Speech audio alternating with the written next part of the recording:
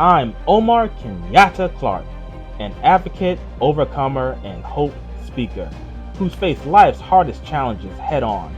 On this podcast, I bring you honest conversations, real stories, and practical wisdom to help you heal, grow, and rise stronger than ever. This is Voices of Hope, where we turn struggle into strength, pain into purpose, and isolation into connection. If you're ready to break free from what's holding you back, achieve true success, and become the best version of yourself, get ready for a journey like no other. Let's ride.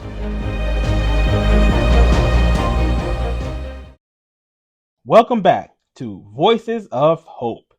I'm your host, Omar Kenyatta Clark, and today's episode is more than just a conversation. It's a call to action. A call to change how we think, how we speak, and ultimately how we heal. The focus today is on something many overlook, but that affects us deeply. Language. Our words have power.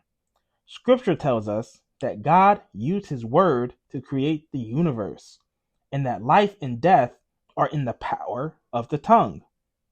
Words aren't just sounds, they're instruments of creation and destruction. When I say green apple, what do you see in your mind? Probably a crisp, tart piece of fruit. That image appeared instantly because words create images. Images shape beliefs, and beliefs shape behavior.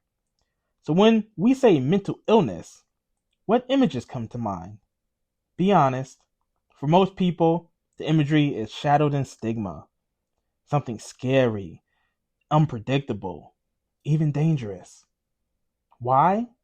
Because mental illness carries a negative connotation. It's deficit language, and it's vague. What does mental even mean? We'll talk more about that ambiguity later. But for now, I want to ask a bigger question. What would happen if we changed the language? What if we stopped saying mental illness and started saying brain health? Because language matters. And in this episode, we're going to unpack why. Let's break down the impact of the language we use. If you had a heart condition, people would surround you with support. If you had cancer, they start a GoFundMe page. Bring meals, hold your hand. But if you're saying you're battling depression, anxiety, or PTSD, people get quiet. Some step away. Others say things like, just pray about it or man up. Why is that? Because the language around mental illness evokes fear and misunderstanding. It implies weakness. It triggers judgment. It's invisible and often assumed to be exaggerated, imagined, or spiritual rather than biological. But when we reframe it as brain health, we change the story. The brain is a physical organ. It can be hurt, but it can heal. It is no different from the heart or the lungs. It just happens to be the most complex and least understood. This shift is not just semantic. It's spiritual, it's scientific, and it's compassionate. When we say brain health, we reduce stigma. We help people see that depression is not a flaw in character. It's a wound in the brain. Anxiety is not weakness. It's a survival response on overdrive. We're not minimizing the struggle. We're grounding it in truth. Depression isn't sadness. It's not laziness. It's not a lack of gratitude. It's a shutdown, a heaviness, a fog that settles in your brain and won't let go. Depression impacts your sleep, appetite, memory, and even your ability to feel joy. It changes how your brain processes information, emotion, and motivation. It affects your energy, not just physically, but emotionally and spiritually. And yet, too many people are still told to just cheer up, to smile more, to fake it until they make it. But brain health says something different. It says, let's look at those serotonin levels. Let's explore neuroplasticity. Let's consider therapy, medication, exercise, sunlight, and faith, not as separate ideas, but as part of a holistic path towards healing. I've lived through depression. I know how hard it can be to climb out of that place. But I also know what it's like to breathe again, to laugh again, to feel life return to your soul. Healing isn't a straight line, but it's a real line, and you can walk it. Let's have an honest conversation about medication. For a long time, I avoided it. I thought taking psych meds meant I lacked faith or that I wasn't trying hard enough. But eventually, I had to face the truth. My brain chemistry needed support. Taking medication isn't a sign of weakness, it's a sign of wisdom.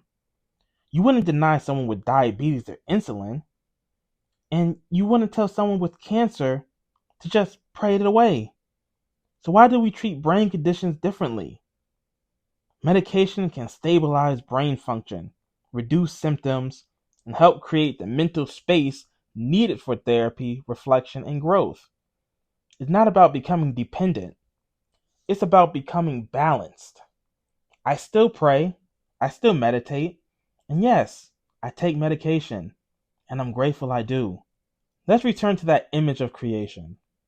God spoke, and galaxies formed. The same principle applies to us. What we speak, we shape. If we call someone mentally ill, what reality are we creating for them?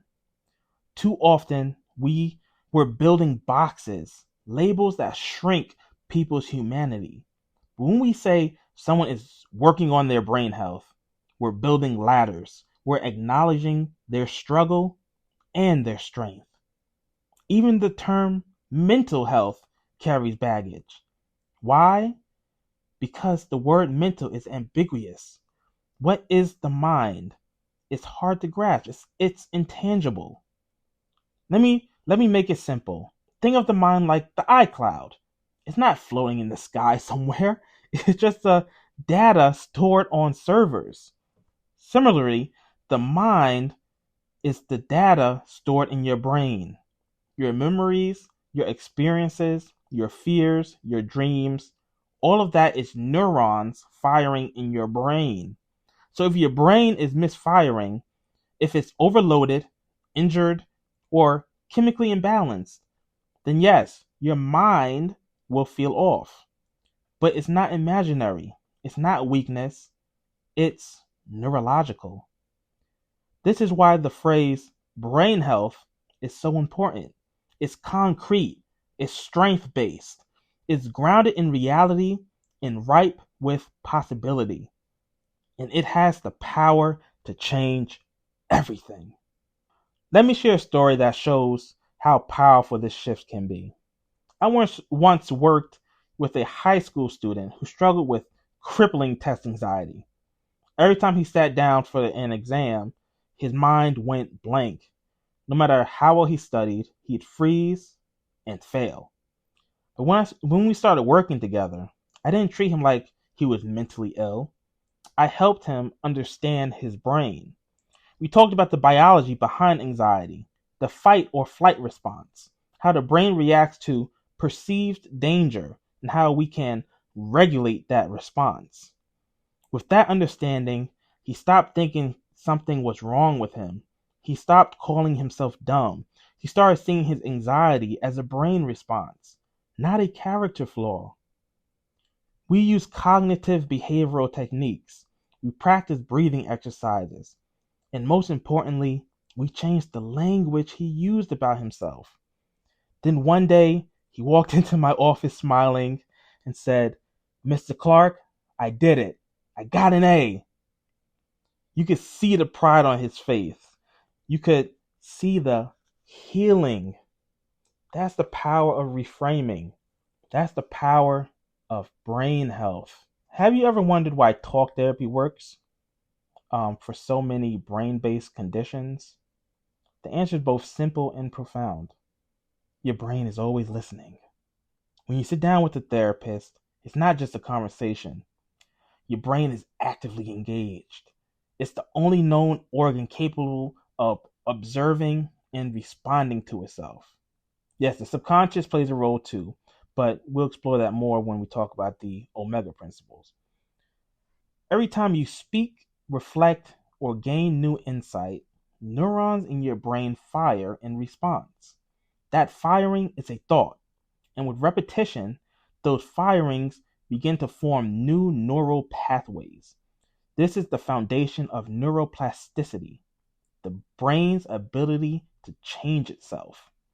Talk therapy over time helps you shift from cycles of anxiety, fear, and self doubt towards patterns of clarity, confidence, and peace. You're not just venting, you're rewiring. You're literally reshaping the structure of your brain. It's a slow process, it takes consistency, but it's real and it works. This is why we must reframe how we talk about mental health, because it's not just about emotions or attitudes. It's about biology, structure, systems. Mental illness is not imaginary. It's not a weakness. It's a brain-based condition that deserves respect, attention, and proper care. So let's change the language. Let's shift the stigma. And most importantly, talk to your brain. It's listening. I once worked with a young woman who came into my office in the middle of a full-blown panic attack, shaking, crying, barely able to speak. In that moment, my first instinct wasn't to fix her, it was to hold space. Because panic is contagious. And if I lost my center, I couldn't help her find hers.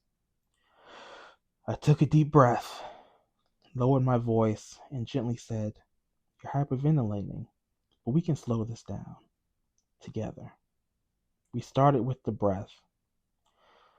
Inhale, exhale, slowly. Within minutes, her body calmed down. She could speak again. And then she could return to class. It wasn't magic. It was biology and compassion. It was language used wisely. I wanted to share something personal. There was a time in my life when I couldn't speak. Not because I didn't have anything to say, but because anxiety held my voice hostage. As a child, I had selective mutism. I wasn't shy. I was silent. That silence stayed with me for years until one day in high school, my girlfriend looked at me and said, "Why don't you talk around the guys? They love to hear what you have to say. What you say matters." Those words were a turning point. I started to speak, awkwardly and nervously, but I spoke. Now I'm speaking to you as a public speaker, as a peer, as a voice of hope. That's the power of language. That's the power of being seen, heard, and uplifted. Let's come back to our theme, the language of hope. When we speak of mental illness, we're unknowingly reinforce stigma. When we shift to brain health, we open a new door, a door to science, a door to faith, a door to healing. All emotions, all behaviors, all thoughts begin in the brain. And the brain, like any organ, can be injured, but it can also heal. Let's respect it. Let's use language that reflects truth, not shame. Let's stop saying mentally ill and start saying working on our brain health. Let's speak life, not labels.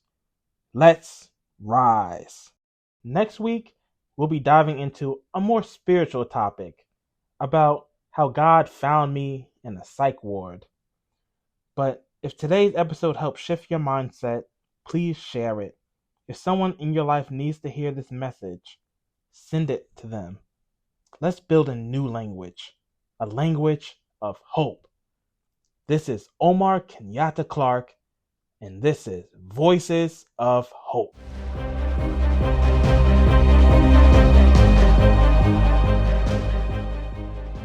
Thank you for joining me today. If this episode spoke to your heart, Share it with someone who needs encouragement, healing, or a reminder that they're not alone. You can follow me on Facebook at Omar Kenyatta Clark or Instagram and YouTube at omar.kenyatta for more inspiration, updates on the Omega Principles, and behind the scenes from this journey. Remember, true success isn't just about what you achieve, it's about who you become.